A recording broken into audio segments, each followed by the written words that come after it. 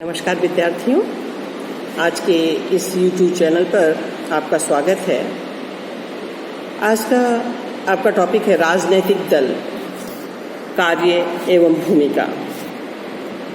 तो राजनीतिक दल, जैसा कि आपने हमेशा चुनाव के समय और वैसे भी आप सुनते आए हैं कि हाँ फला पार्टी की सरकार चल रही है, कांग्रेस की सरकार है, बीजेपी की सरकार है, मिलीजुली सरकार है।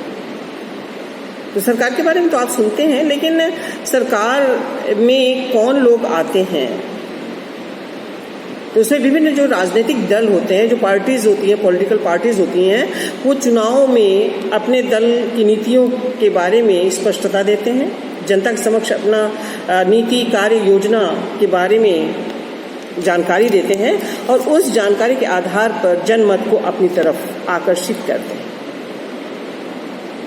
और ये सामान्यतः एक समूह के रूप में होते हैं जिसमें अपने दल की नीतियों का प्रचार प्रसार करते हैं। फिर जनता जिस दल की नीतियों और उसका समर्थन करती है, उन्हें ही निर्वाचन में अपना मत देती है और इसी से सरकार बनती है। जिसका भी बहुमत होता है उसी की सरकार बनती है।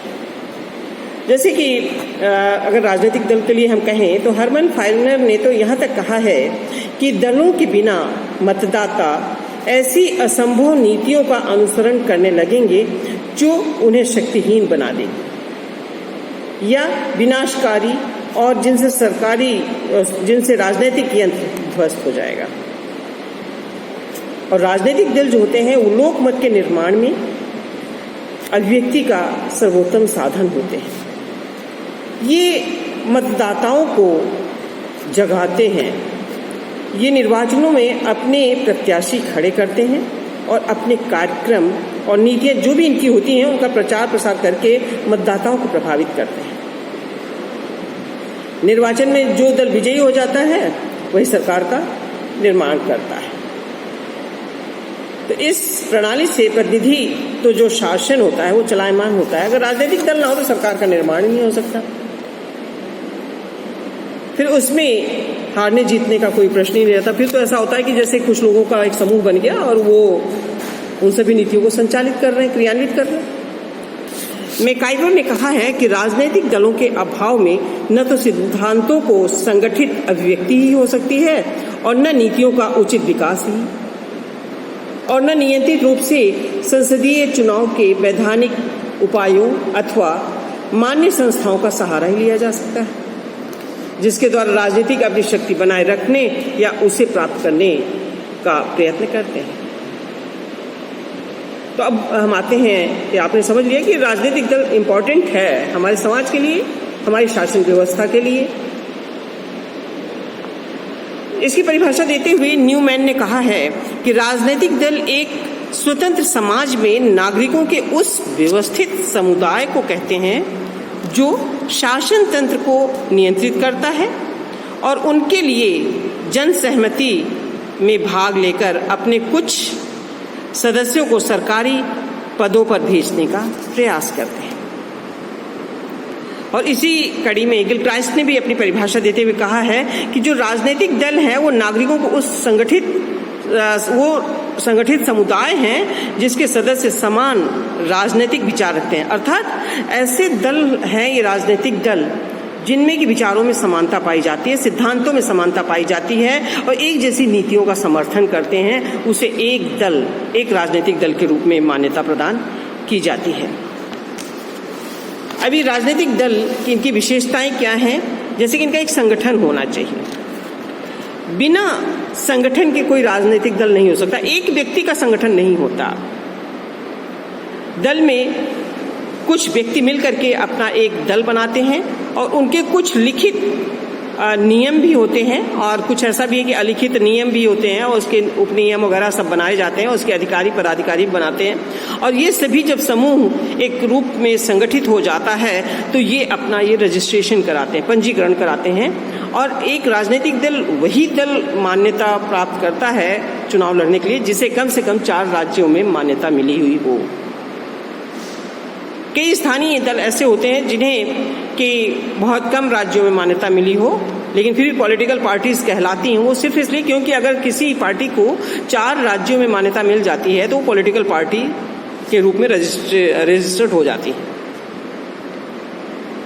एक विशेषता ये भी होती है कि ये दल के जो सदस्य होते हैं उन सभी के मूलभूत सिद्धांतों में एकता होनी चाहिए। अगर इनके विचारों में, सिद्धांतों में एकता नहीं होगी तो वो एक राजनीतिक दल के रूप में संगठित नहीं हो सकते और संगठन से पहले ही बिखराव होना चालू हो जाएगा। इसलिए उनके जो मूलभूत सिद्धांत हो उसमें एकता रखने वाले लोगों को ही एक दल में सम्मिलित होना चाहिए। अगली विशेषता बताते हैं कि संवैधानिक उपायों का प्रयोग राजनीतिक दलों को अपने लक्ष्य अर्थात वो सत्ता प्राप्त करने के लिए ही तो अपने पार्टी बनाते हैं।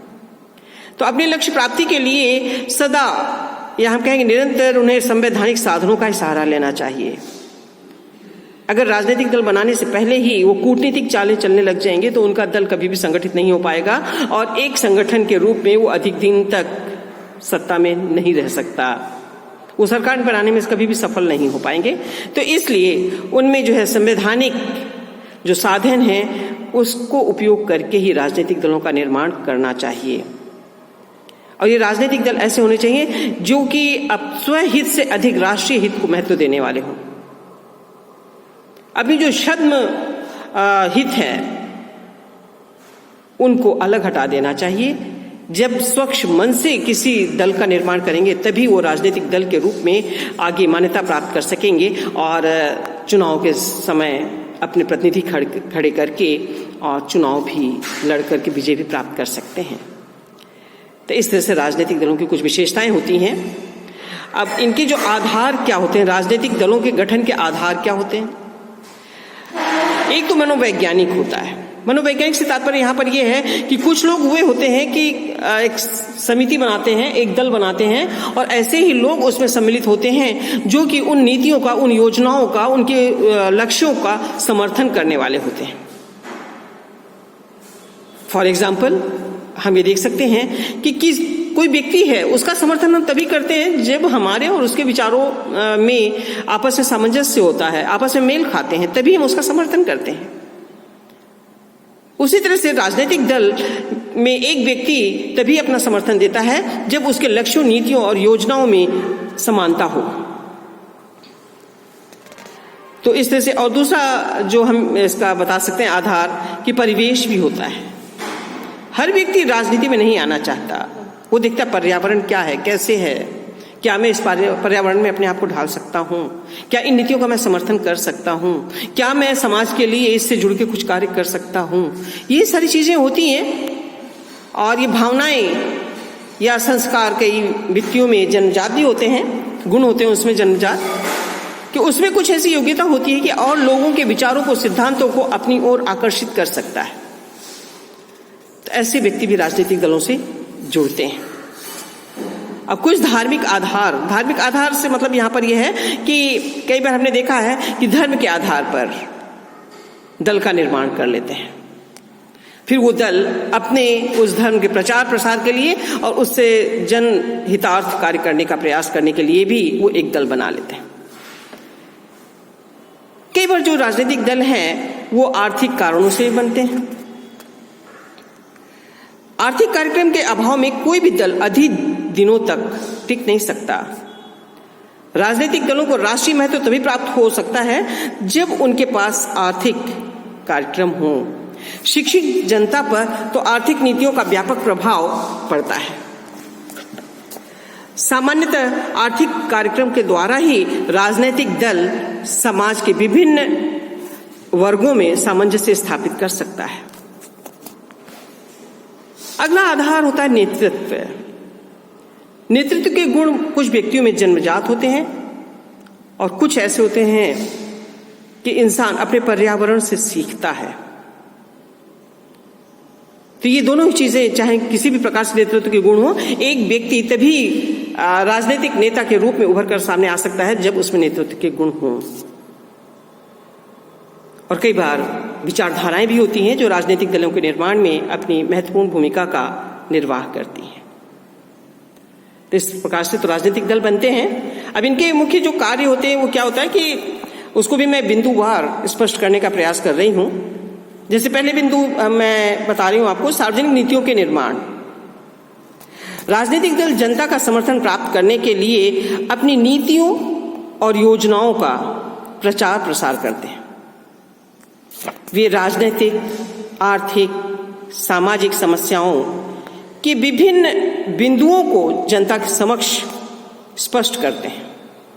इसीलिए राजनीतिक दलों को विचारों का दलाल भी कहा जाता है। लास्की, जो कि प्रशासनिक विद्वान हैं, उन्होंने तो यहाँ तक कहा है कि आधुनिक राज्यों के शांतिपूर्ण वातावरण में समस्याओं का चयन करके वरीयता के आधार पर कुछ को अत्यंत शीघ्र निपटाने के लिए छांटना चाहिए और उनके निदान के लिए जनता की स्वीकृति के लिए प्रस्तुत करना चाहिए। जब कोई राजनीतिक दल कुछ कार्य करेगा और जनता के समक्ष स्पष्ट करेगा, प्रस्तुत करेगा, तभी जनता ये जानेगी कि हाँ, अमुक दल के द्वारा हमारे लिए ये कार्य किए गए हैं, तभी उनका समर्थन उस दल को मिल पाएगा। दूसरा कार्य है शासन का संचालन। राजनीतिक दल चुनाव में, निर्वाचन में खड़े होते हैं, अपने प्रतिनिधियों को खड़ा करते हैं और जब बहुमत प्राप्त कर लेते हैं और उस रूप में सरकार बनाते हैं। और जब सरकार बनाते हैं तो उसके बाद उन्हें जन कल्याण के लिए कार्य भी करना होता है। अगला जो कार्य बता सकते हैं हम, वो है शासन की आलोचना। यदि कोई राजनीतिक दल चुनाव में हार जाता है तो इसका मतलब ये नहीं है कि वो अपने घरों में बैठ जाएं या समाज को ये बताते रहें कि हाँ, आपने हमें मत नहीं दिया इसलिए मैं हार गया। ये कहना उनका दायित्व नहीं, बल्कि इसके साथ उनको ये चाहिए कि ठीक है, दो लड़ते हैं तो एक तो जीतता है, एक हारता अवश्य है, लेकिन जो हारते हैं उनको विपक्ष की भूमिका विपक्ष के एक महत्वपूर्ण भूमिका का निर्वाह उनको करना चाहिए। सरकार को ऐसे कार्यों में जो अच्छी तरह से कार्य नहीं कर रहे हैं उन पहलुओं के ऊपर ध्यान आकर्षित करना चाहिए और जनहित में कार्य करवाने चाहिए। तो इस रूप में शासन के आलोचक के रूप में भी उनके द्वारा कार्य किया जा सकता है। नेक्स्ट जो इनका कार्य हो जाता है कि चुनावों का संचालन।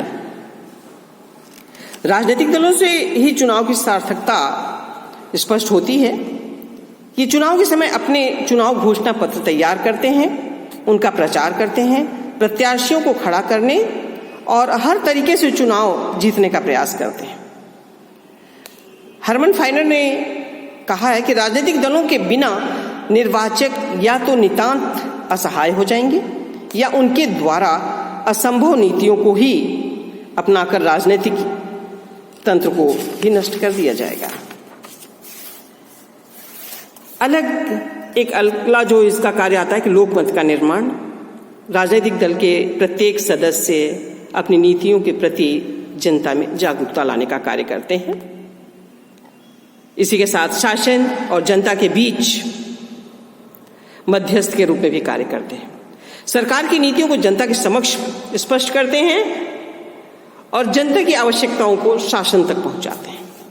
तो इस तरह से इनके कार्य महत्वपूर्ण हो जाते हैं। और हम ये कहेंगे कि सामाजिक तथा सांस्कृतिक कार्यों में भी इनकी महत्वपूर्ण भूमिका है। जैसे अधिकांश जो राजनीतिक दल होते हैं जनता के सामाजिक और सांस्कृतिक जीवन को उन्नत करने का भी कार्य करते हैं। स्वाधीनता आंदोलन के युग में कांग्रेस ने हरिजन कल्याण तथा स्त्री उद्धार संबंधित बहुत से कार्य किए थे, जिसको कि आज भी विभिन्न रूपों में हम उसका अध्ययन करते हैं, देखते हैं, उसका व्यवहारिक रूप देखते हैं। तो इससे राजनीतिक दलों के द्वारा महत्वपूर्ण रूप से भूमिका का निर्वाह किया जाता है। अब हम राजनीतिक दल के गुणों के बारे में अपने विचार व्यक्त कर रहे हैं कि क्या क्या लाभ हैं इनके और क्या क्या दोष हैं। एक तो राजनीतिक कारण होता है। लाभ में हम बता सकते हैं कि इनका राजनीतिक दल समय समय पर जनता की राजनीतिक निद्रा को तोड़ते रहते हैं, उसे जाने या अनजाने में राजनीति में भाग लेने के लिए विवश करते रहते हैं। निर्वाचन के समय ये राजनीति के बहुत से गुप्त और अस्पष्ट पहलुओं को जनता के समक्ष प्रस्तुत करते हैं, जिससे जनता जानती है कि हमारी सरकार क्या कर रही है, हमारे क्या अधिकार हैं, हमको किस प्रकार से करना चाहिए कार्य, अपने अधिकारों की मांग हमको किस प्रकार से करना है। दूसरा लाभ है कि ये राजनीतिक दल ही लोकमत का निर्माण करते हैं। अगर राजनीतिक दल अपनी नीतियों को जनता के समक्ष स्पष्ट नहीं करेंगे तो कभी भी उन दलों को जनता का समर्थन प्राप्त नहीं हो पाएगा। और इन्हीं राजनीतिक दलों के कारण ही निर्वाचन सरल हो जाता है। सब एक आम जनता जान पाती है कि कौन सा राजनीतिक दल अच्छा है और कौन नहीं है अच्छा। और अगला जो हम इसका लाभ बता सकते हैं वह है शासन को क्रांति से बचाना। कई बार ऐसे अवसर आते हैं जब वाद विवाद हो जाता है विभिन्न दलों के मध्य, जनता और नागरिकों के मध्य, नागरिकों और नागरिकों के मध्य, एक संप्रदाय का दूसरे संप्रदाय के मध्य। तो इनका समाधान करने के लिए, इनको सुलझाने का कार्य भी राजनीतिक दलों के द्वारा किया जाता है। अगला जो इनका लाभ है वह है शासन संचालन और उसकी आलोचना। जब विजयी हो जाते हैं तो शासन संचालित करने में इनकी महत्वपूर्ण भूमिका होती है, और जब पराजित हो जाते हैं तो आलोचक के रूप में, विपक्ष के रूप में महत्वपूर्ण भूमिका का निर्वाह इनके द्वारा किया जाता है। अगर आलोचक ना हो तो सरकार भी अच्छी तरह से कार्य नहीं करेगी, क्योंकि उसे भय ही नहीं होगा कि यदि मैं गलत काम करूंगा तो उसका क्या हश्र होगा। अगला जो कार्य बताया है कि शासन के विभिन्न मांगों में सामंजस्य स्थापित करने के लिए भी इनके द्वारा कार्य किया जाता है। इस तरह से इनके कई लाभ हैं जो राजनीतिक दलों के द्वारा ही शासन संचालन सुगम हो पाता है। अगर हम दोषों की बात करें इस दल पद्धति के, तो उन दोषों में हम ये बता सकते हैं कि जनता में द्वेष और कटुता भी पैदा करते हैं। कि जो चीज़ ये हो सकता है कि हटाया जा सकता है, उसमें द्वेष या विवाद कोई उत्पन्न ना हो, तो उसमें शांति की आवश्यकता होती है। लेकिन विपक्ष उस समय जोर शोर से सरकार की नीतियों की इस तरह से आलोचना करते हैं कि जनता भी सरकार की आलोचक बन जाती है। कई बार देश की एकता पर भी आघात पहुंचता है। आघात कैसे? कि आपसी या अपने स्वयं के हित के लिए समाज के हितों को अनदेखी कर देते हैं। ऐसी स्थिति में समाज को बहुत बड़ी हानि उठानी पड़ती है, और जो व्यक्तियों के लिए, जो समाज के लिए सर्वोत्तम है, उसकी उपेक्षा करते हुए ये स्वहित, स्व कल्याण में कार्य करने लगते हैं। और कई बार इनका रवैया ऐसा हो जाता है कि ये विरोध के लिए प्रयोग करते हैं, क्योंकि विपक्ष में बैठे हैं इसलिए उनको विरोध करना है सत्ताधारी दल का। तो विरोध के लिए जब विरोध करते हैं तो वो भी स्थिति अच्छी नहीं होती है। विपक्ष को चाहिए कि वो एक आदर्श आलोचक बने, सच में जो समाज के लिए अहितकर है उसके लिए शासन का ध्यान आकर्षित करे। विरोध के लिए विरोध नहीं करना चाहिए। विपक्ष में बैठे इसलिए विरोध, हर नीति का विरोध करना उचित नहीं है। सरकार की जो अच्छी नीतियां हैं उसका जो है उन्हें उसका श्रेय भी देना चाहिए, और जो गलत है उसके लिए बताना चाहिए कि महोदय आप ये नीतियां समाज के लिए, हमारे देश के लिए अच्छी नहीं है। अर्थात स्वस्थ आलोचक होना चाहिए। और इस तरह से कहते हैं कई बार भ्रष्टाचार भी का भी उदय हो जाता है, जो कि हमारे समाज के लिए अच्छा नहीं है। तो इस तरह से देखते हैं जब एक राजनीतिक दल के लाभ हैं तो हानियां भी है, दोष भी हैं उसके। और उसकी सफलता के लिए कि राजनीतिक दल सफल रहे, इसके लिए आवश्यक है कि शिक्षा का एक तो प्रचार प्रसार किया जाए, आर्थिक स्थिति में सुधार किया जाए। गरीब जनता को राजनीतिक दल खरीद सकते हैं, अतः गरीबी को भी दूर करना चाहिए, जिससे कम से कम खरीद फरोख्त तो ना हो। जो मतधारक हैं, जो निर्वाचक हैं, कम से कम वो अपने मतों को बेचे तो नहीं। और दूसरा एक शर्त है सफलता किसके लिए राजनीतिक दलों की, वो है सहिष्णुता। विविध राजनीतिक दलों के सदस्यों में एक दूसरे के प्रति सहिष्णुता की भावना विकसित होनी चाहिए। शासक दल को विरोधी दलों की भावनाओं का सम्मान करना चाहिए, और विपक्षियों को भी अपने चरित्र हनन की गंदी राजनीति से दूर रहना चाहिए। इस तरह से राजनीतिक दल के कुछ लाभ हैं तो हानि भी है। मुझे उम्मीद है कि आज का चैप्टर, ये जो राजनीतिक दल है, वो आपको अच्छी तरह समझ में आया होगा। इन्हीं शब्दों के साथ धन्यवाद।